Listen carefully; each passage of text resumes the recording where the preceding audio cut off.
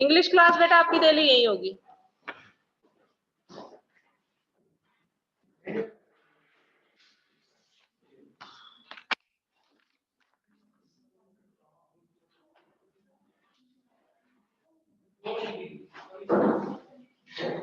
Yes, students, बेटा open your book.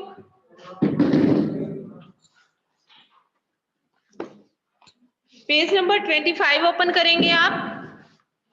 कल हम लेसन कर रहे थे Alo Andhari. Alo Andhari Baby Halder. Page number 25 open करेंगे। It's not poem.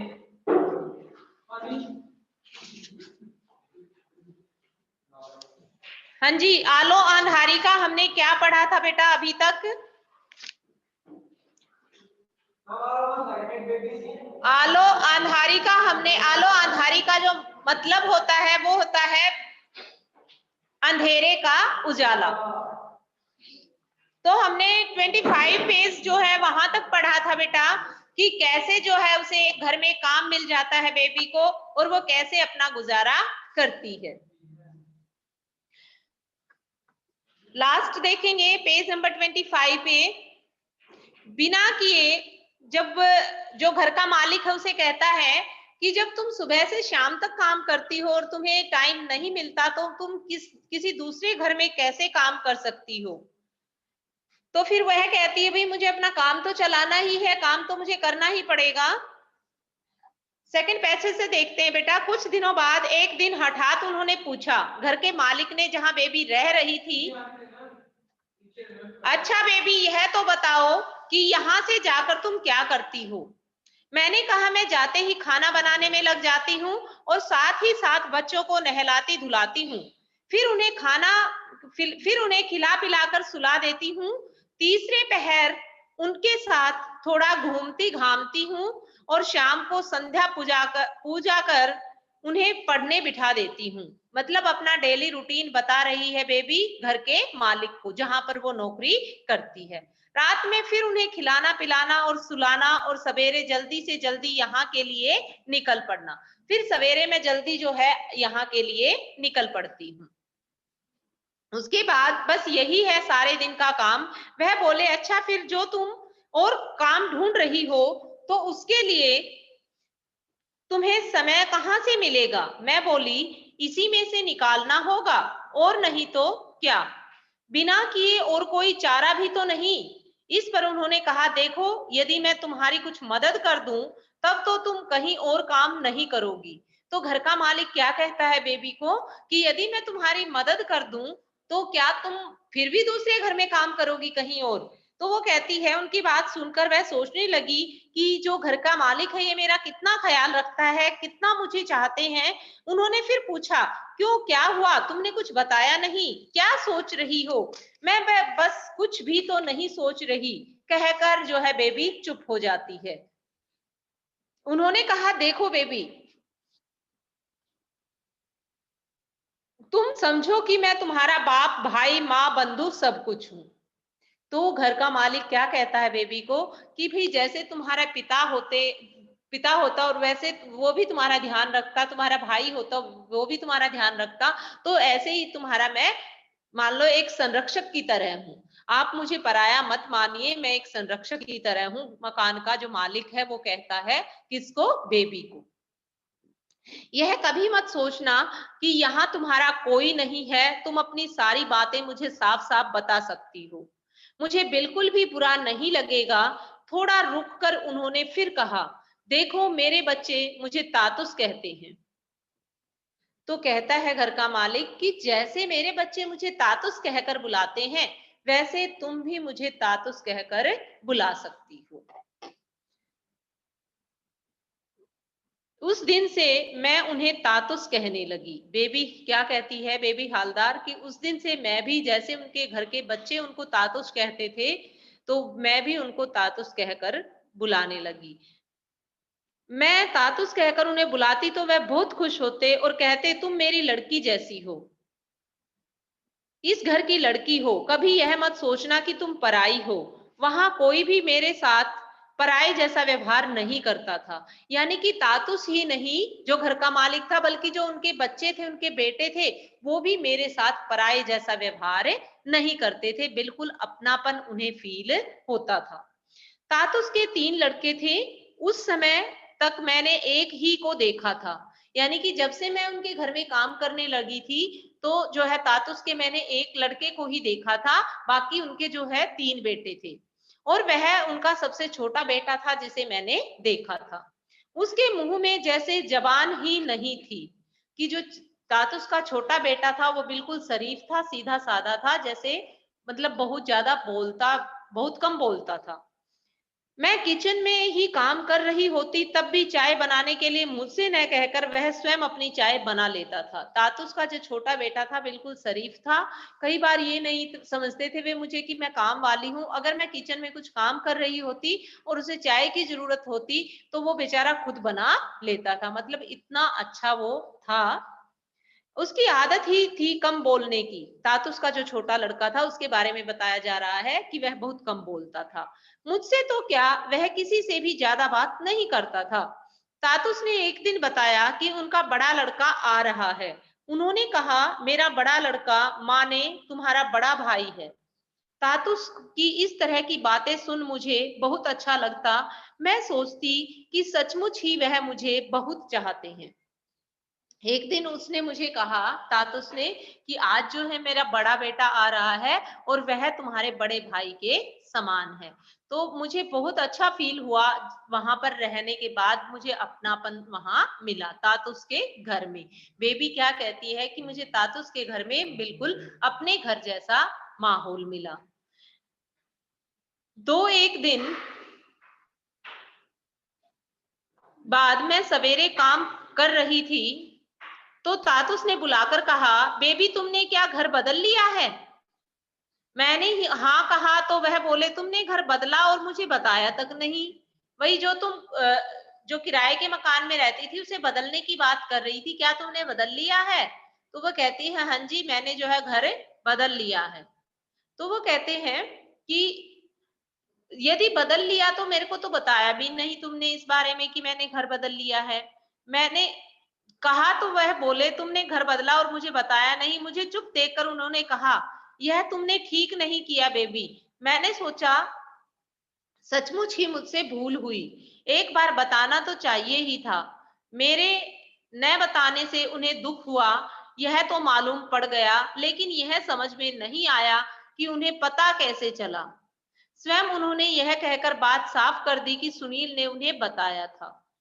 मैं अभी सोच ही रही थी कि सुनील को कहां से पता चला कि तातुस ने फिर कहा, सुनील तुमसे मिलने तुम्हारे एक पुराने घर गया था। वहां तुम्हें न देखकर उसने आसपास के लोगों से पूछा तो पता चला कि तुम कहीं और चली गई हो। तातुस ने आगे बताया कि सवेरे वह दूध लेने गए थे तो वहां सुनील मिला था। उन्हें देखकर सुनील ने पूछा, बेबी क्या बेबी आपके यहाँ काम नहीं करती? वही मुझे सुनील मिला था, ड्राइवर, जिसकी हमने पीछे बात हुई है कि वह बेबी का जानकार था। तो तातुस को वो सुनील मिल जाता है। वो बताता है, क्या आपके यहाँ बेबी काम, वो जो है तातुस से पूछता है सुनील कि क्या बेबी आपके यहाँ काम नहीं करती? तातुस के पूछने पर कि वह ऐसा क्यों सोच रहा है, सुनील ने कहा था, बेबी अब वहां नहीं रहती जहां पहले रहती थी, इसलिए मैंने सोचा कि वह शायद अब आपके पास नहीं है। तातुस मुझसे बोले, सुनील नहीं बताता तो मुझे कुछ पता ही नहीं चलता।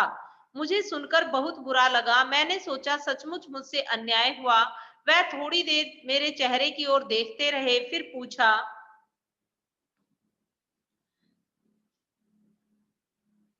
पूछा, अभी जब मैंने तुम्हें बुलाया तो तुम क्या कर रही थी? मैं बोली, ऊपर डस्टिंग कर रही थी। वह बोले, तो जाओ अपना काम करो। मैं डस्टिंग करने ऊपर चली गई। वहां एक कमरे में 3 अलमारियां किताबों से भरी थी, जहां मैं डस्टिंग कर रही थी ऊपर उनके घर की, तो वहां जो है 3 अलमारियां जो है किताबों से भरी हुई थी, बुक्स रखी हुई थी उनमें। उन्हें देखकर हमेशा मेरे मन में यह बात उठती कि उन्हें कौन पढ़ता होगा। उनमें बांग्ला की भी काफी किताबें थी, यानी कि बांग्ला जो भाषा थी उसकी भी काफी किताबें थी। जो ये बेबी हालदार है, ये बांग्ला राइटर है, भाषा है बंगाल की। कभी कभी मैं दो एक किताबें खोलकर भी देखती। एक दिन मैं उसी कमरे में डस्टिंग कर रही थी कि तातुश वहां पहुंच गए।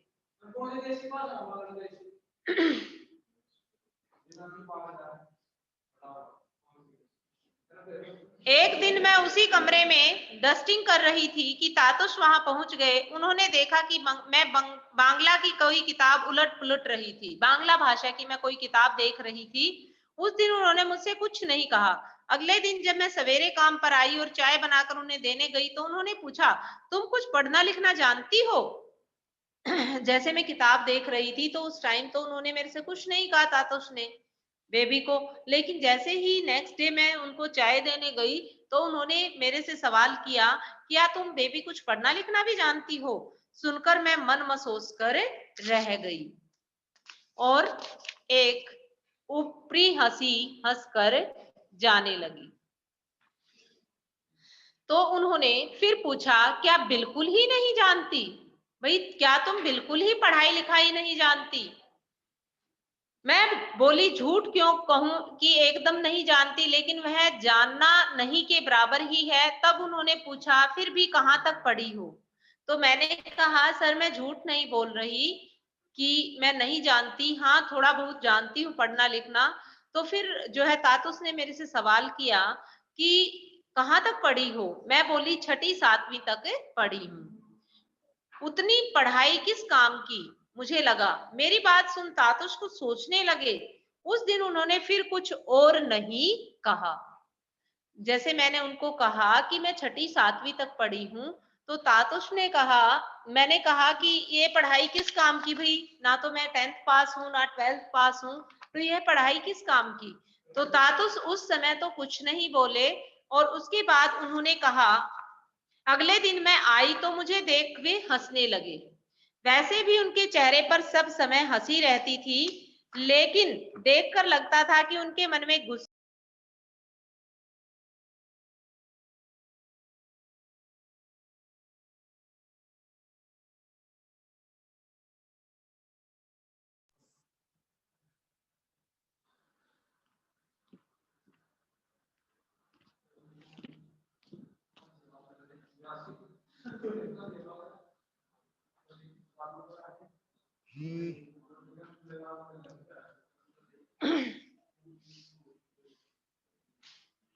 उसके बाद क्या कहते हैं कि वो बहुत जो है बोलते भी बहुत आराम से थे, आहिस्ता आहिस्ता। उन्हें देख मुझे भी रामकृष्ण याद आ जाते थे। मैं उनसे बातें करने लगती तो फिर वहां से उठने की मेरी इच्छा नहीं होती, और एक बार बातें शुरू हुई नहीं कि वह इधर उधर की न जाने कितनी बातें मुझे बताने लगते। मैं तातुस के पास उनका कोई रिलेटिव होगा कि जो इस प्रकार का उसका स्वभाव होगा, तो तातुस को देखकर जो है उसे उनकी याद आती थी बेबी को। तो कहती है कि ये मैं उनसे यदि बातें करने लग जाती तो बहुत सारा टाइम स्पेंड हो जाता था, वो पता नहीं मुझे कहाँ कहाँ की बातें बताते थे। मैं तातुस के पास खड़ी यही सब सोच रही थी कि हठात वह बोले, हठात मतलब हट से, अच्छा बेबी तुम्हें किसी लेखक का नाम याद है? मैंने उसकी ओर देख हंसते हुए झट से कहा, हाँ कई तो हैं, जैसे रविंद्रनाथ ठाकुर, काजी नजरुल इस्लाम, शरत चंद्र, सत्येंद्रनाथ दत्त, सुकुमार राय। मैंने इन लोगों के नाम लिए तो पता नहीं क्यों तातुस मेरे सिर पर हाथ रख कर मुझे आश्चर्य से ऐसे देखने लगे जैसे उन्हें विश्वास नहीं हो रहा था। कुछ क्षण बाद वह बोले, तुम्हें पढ़ने लिखने का शौक है? मैंने कहा, शौक होने से भी क्या, लिखना पढ़ना तो अब होने से रहा। तो तातुस ने मेरे से सवाल किया कि क्या तुम्हें पढ़ने लिखने का शौक है? तो उन्होंने कहा, नहीं, मुझे पढ़ने लिखने का शौक हो भी तो क्या फायदा, होगा क्यों नहीं, मुझी को देखो, अभी तक पढ़ता हूँ, तुम्हें क्या पता नहीं मैंने कितनी किताबें क्यों रख छोड़ी हैं। तो कहता है कि मुझे भी पढ़ने का बहुत शौक है तातुश, कि वे देखो मैंने कितनी सारी किताबें पढ़कर वहां रखी हुई हैं, मैं पढ़ सकता हूं तो तुम क्यों नहीं पढ़ सकती। उन्होंने फिर कहा, तुम जरा मेरे साथ ऊपर चलो। मुझे ऊपर ले जाकर उन्होंने अलमारी से एक किताब निकाली और कहा, बताओ तो ये क्या लिखा है। मैंने देखकर सोचा, पढ़ तो ठीक ही लूंगी, फिर सोचा लेकिन गलती हो गई तो क्या। मैंने फिर सोचा, कह दूंगी मुझे पढ़ना लिखना एकदम नहीं आता। तातुस मेरे मुंह की तरफ देखे ही जा रहे थे। उन्होंने कहा, पढ़ो ने, कुछ तो पढ़ो। मैंने तब बोल ही दिया, आमार में बेला तस्लीमा नासरीन। यानी कि ये बांग्ला भाषा में थी बुक जो उन्होंने मुझे दी कि ये क्या अक्षर लिखा है। तो मैंने उसने उनको पढ़कर बता दिया कि आमार में बेला तस्लीमा नासरीन। तातुस बोले, तुम यही सोच रही थी ना कि कहीं गलती तो नहीं हो जाएगी। मैं हंसने लगी। वह बोले, यह किताब तुम ले जाओ, घर पर समय मिले तो पढ़ना। तो जो है तातुस बेबी के मन की बात जान लेते हैं कि तुम इस किताब को देखकर, जब मैं आपसे पूछ रहा था कि क्या अक्षर लिखा है, तो तुम यही सोच रही थी ना कि भाई कहीं मेरे से गलत ना पढ़ा जाए।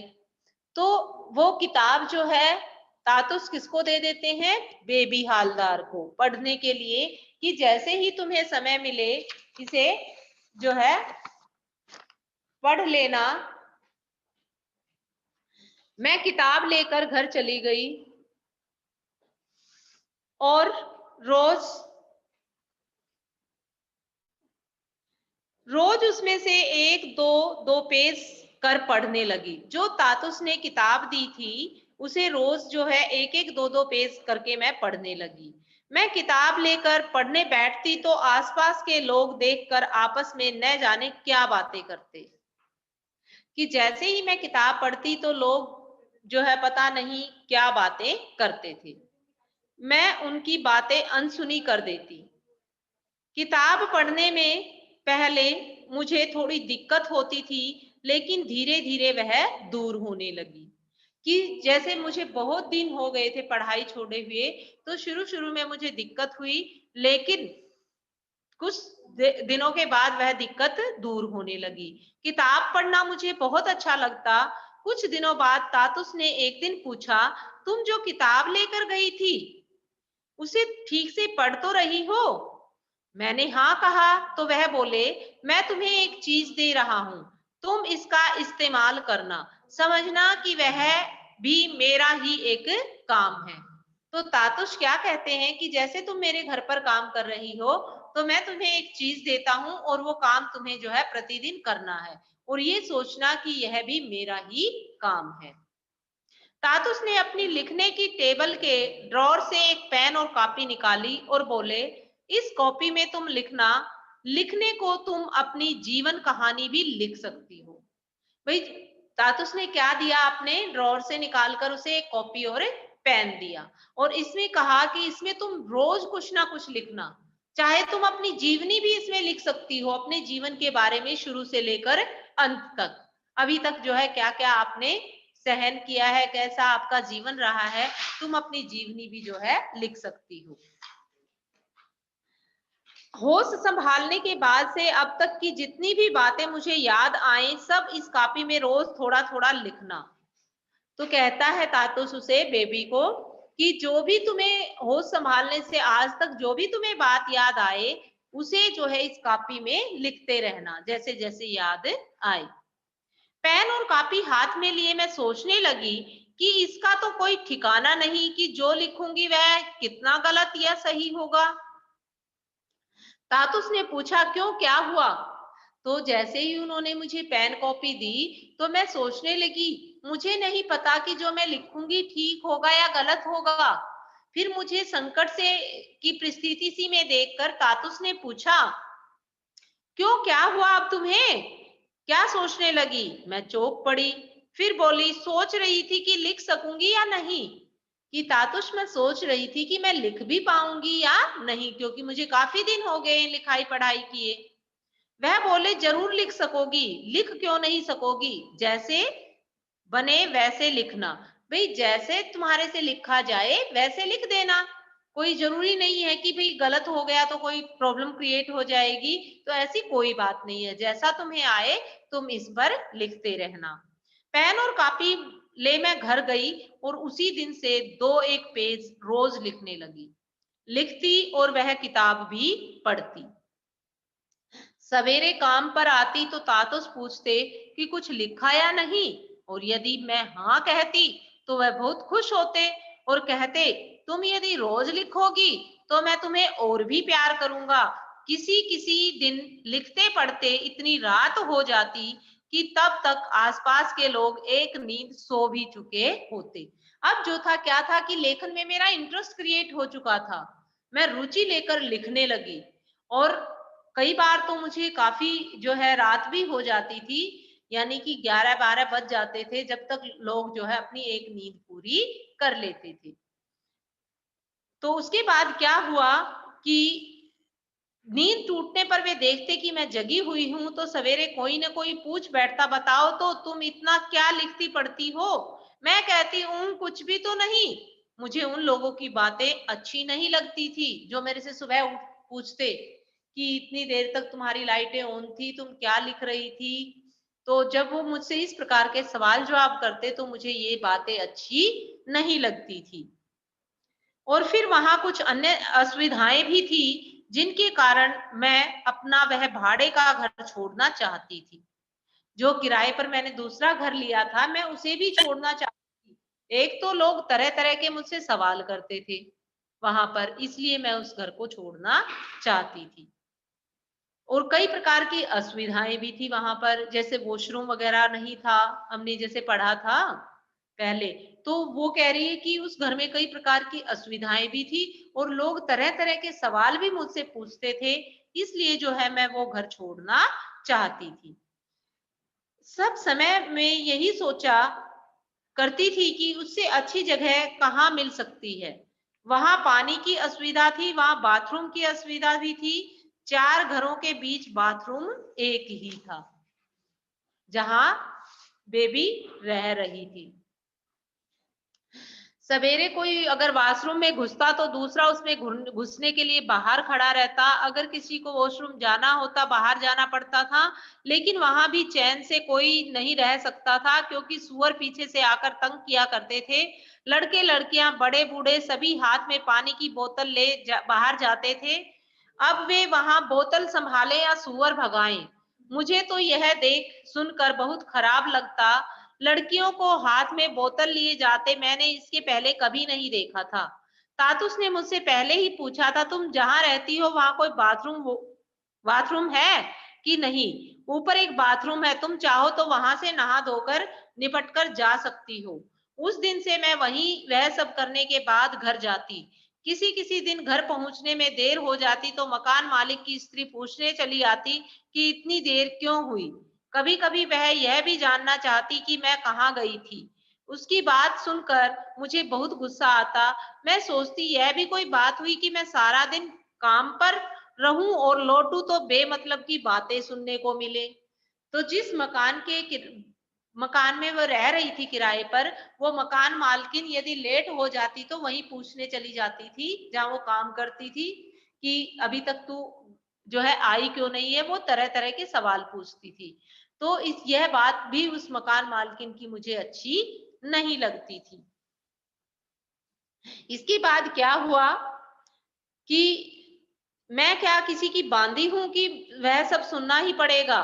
बांदी मतलब नौकर, नौकरानी तो नहीं हूं मैं किसी की जो मैं उससे सुनूं। भाई मैं रह रही हूं तो किराया दे रही हूँ, लेकिन ये थोड़ी ना कि वो मेरी सब कुछ लगती है जो मेरे से इस तरह के सवाल करेगी। घर का भाड़ा देने में तो मैं नागा नहीं करती। मैं फिर भी मेरे कहीं जाने से इन लोगों को इतना दर्द क्यों होता है। भाई मैं इसका टाइम पे किराया दे रही हूँ, फिर मैं कहीं जाऊं, कहीं कुछ काम करूं, इसको क्या मतलब है मकान मालकिन को? और मैं जाती भी कब कब थी, समय ही कहाँ था मेरे पास। काम करके लौटती तो लिखने पढ़ने बैठ जाती। कभी कभी सविता से जरूर मिल लिया करती थी मैं। वह मेरी एक पुरानी कोठी की सहेली थी। वही जो है, हम पुरानी कोठी में काम करते थे एक में, तो सविता मेरी सहेली थी। तो मैं कभी कभार उससे मिल लिया करती थी। उसके यहाँ से लौटने में कभी देर हो जाती तो सभी मुझे ऐसे देखते जैसे मैं कोई अपराध करके आ रही हूँ। यदि मैं कई बार लेट आती तो सभी मुझे ऐसे घूर घूर कर देखते, जो भी उस एरिया के लोग थे, कि जैसे मैं पता नहीं कितना बड़ा अपराध करके आई हूँ। बाजार हाट करने भी जाना होता तो वह बूढ़ी मकान मालिक की स्त्री कहती, कहाँ जाती है रोज रोज? भाई यदि मुझे बाजार से कुछ सामान भी लाना होता तो वह जो मालकिन थी वह तरह तरह के सवाल पूछती थी कि रोज जो है क्या खरीदारी करने जाती है? तेरा स्वामी है नहीं, तू तो अकेली ही है, तुझे इतना घूमने घामने की क्या दरकार है? दरकार मीन्स जरूरत। तो कहती है, पैसे ही तेरा पति है नहीं तेरे पास तो तुझे इतने घूमने घामने की क्या जरूरत है? कहाँ जाती रहती है हमेशा तू? मैं सोचती मेरा स्वामी मेरे साथ नहीं है तो क्या मैं कहीं घूम फिर नहीं सकती? और फिर उसका साथ में रहना भी तो न रहने जैसा है। उसके साथ रहकर भी क्या मुझे शांति मिली? उसके होते हुए भी पाड़े के लोगों की क्या क्या बातें मैंने नहीं सुनी, मोहल्ले के लोगों की। तो कहती है, भाई वो था तब भी ना के बराबर था। जब वह उसके साथ रहती थी तब भी मोहल्ले के लोग मुझे तरह तरह की बातें सुनाते थे। जब उसी ने उन बातों को लेकर उनसे कभी कुछ नहीं कहा तो मैं आंख मूंद बंद किए चुप न रह जाती तो क्या करती?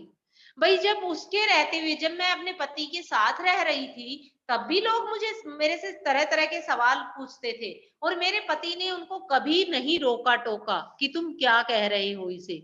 जब वही वही कुछ नहीं कहता तो मैं क्या कर सकती थी? यानी कि मैं शुरू से ही लोगों की इस प्रकार की बातें सुनती आ रही हूँ।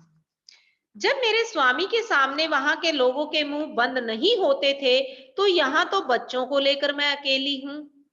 यहाँ तो वैसी बातें और भी सुननी पड़ती।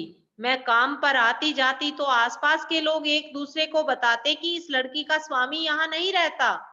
मतलब मुझ पर ताने कसते लोग, कमेंट करते जब मैं निकलती।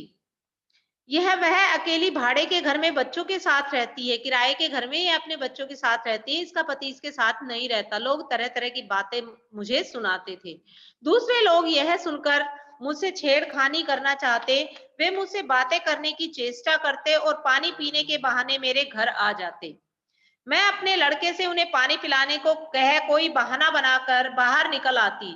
इसी तरह मैं जब बच्चों के साथ कहीं जा रही होती तो लोग जबरदस्ती न जाने कितनी तरह की बातें, कितनी सीटियां मारते, कितने ताने मारते, लेकिन मुझ पर कोई फर्क नहीं पड़ता था। मैं उनसे बचकर निकल जाती थी। तातुस के यहाँ जब पहुंचती और वह बताते कि उनके किसी बंधु ने उनसे फिर मेरे पढ़ाई लिखाई के बारे में पूछा है, तो खुशी में मैं वह सब भूल जाती जो रास्ते में मेरे साथ घटता।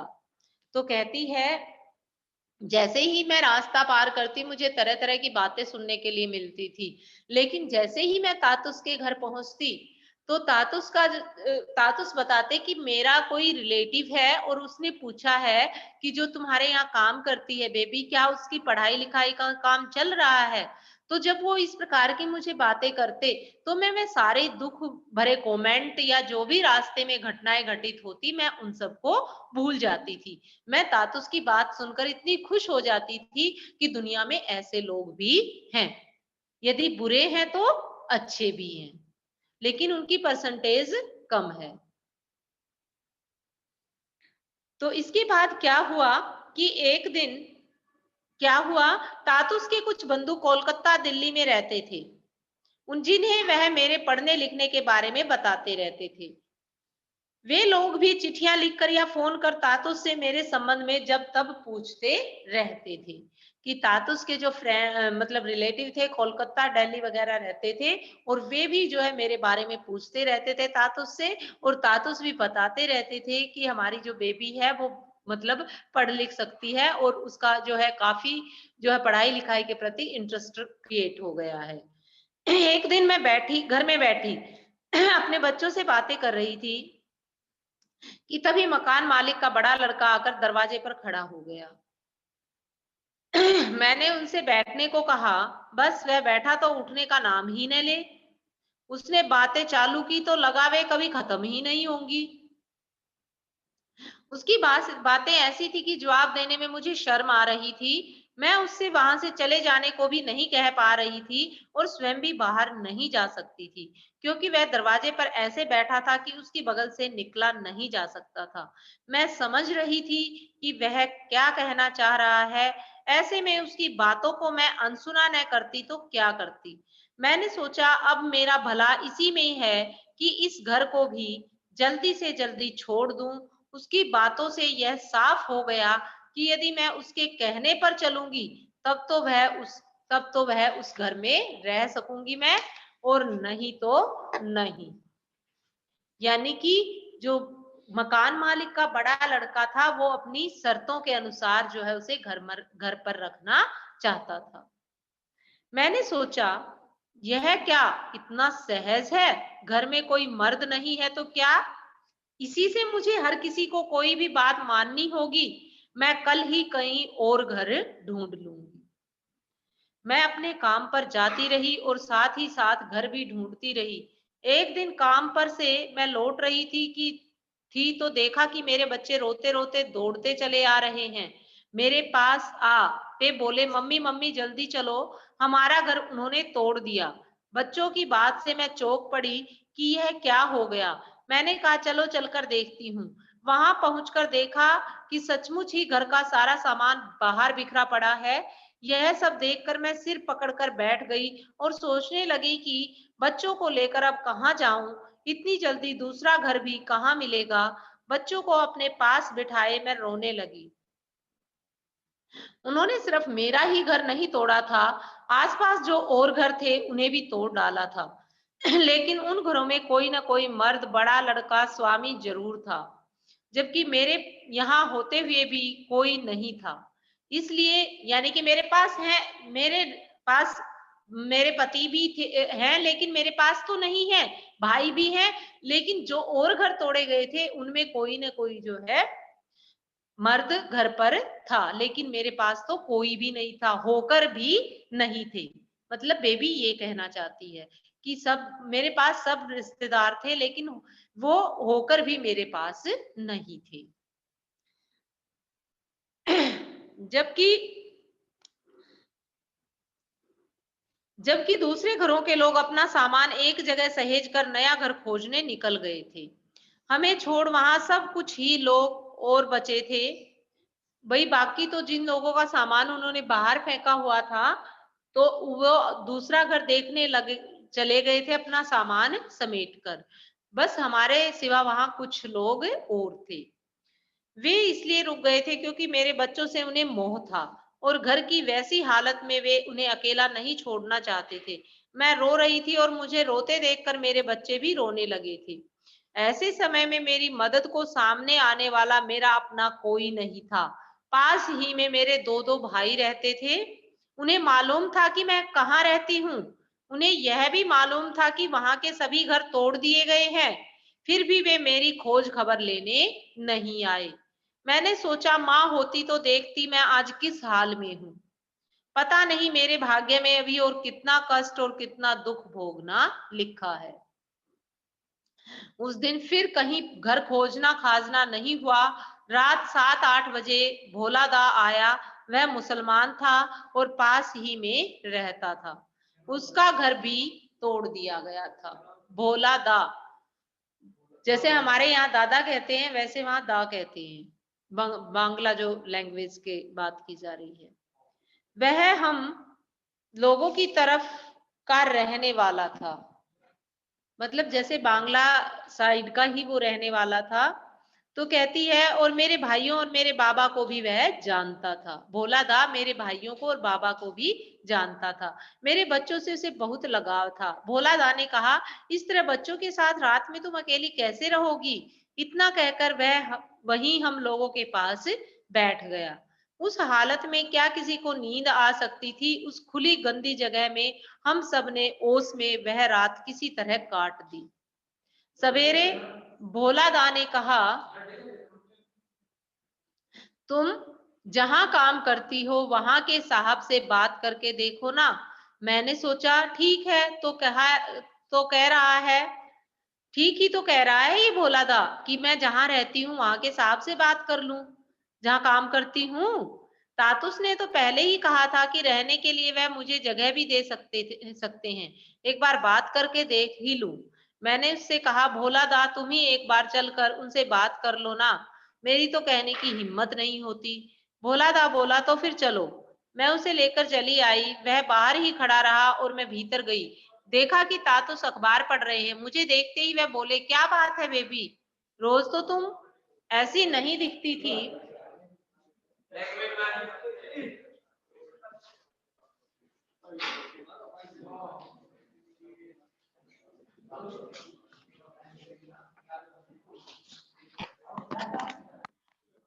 ओके बेटा, नेक्स्ट लेक्चर में नेक्स्ट पढ़ेंगे हम।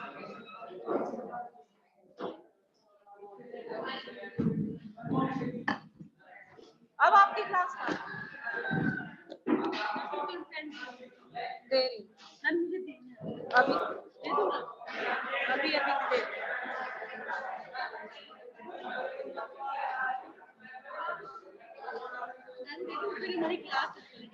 लाओ।